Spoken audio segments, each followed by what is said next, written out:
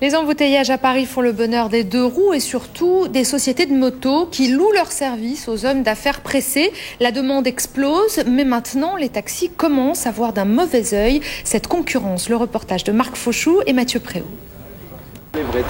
Les chauffeurs de taxi d'Orly sont exaspérés. Eux qui attendent plusieurs heures pour une course doivent faire face selon eux à une concurrence déloyale. En cause, ces mototaxis de quelques unités il y a 4 ans. Elles sont plusieurs dizaines aujourd'hui aux portes des aéroports. Les motards ils viennent, ils se garent un peu n'importe où, ils vont chercher leurs clients, ils facturent 2,5 fois le prix du taxi.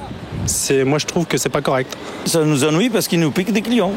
En principe, les motards ne travaillent que sur rendez-vous, mais souvent ils viennent à la pêche aux voyageurs dans l'aérogare, ce qui est interdit. Ils vont récupérer des clients à la sortie des bagages.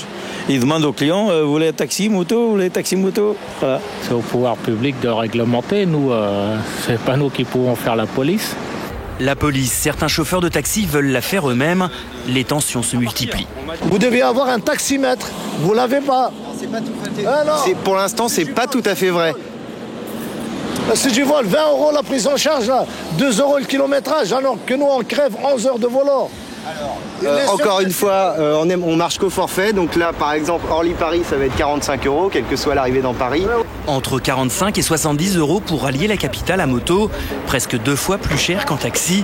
Les hommes d'affaires en raffolent, même si l'existence légale de ce moyen de transport est fortement discutée. C'est vrai qu'il y a des sociétés qui racolent un peu, on peut le dire.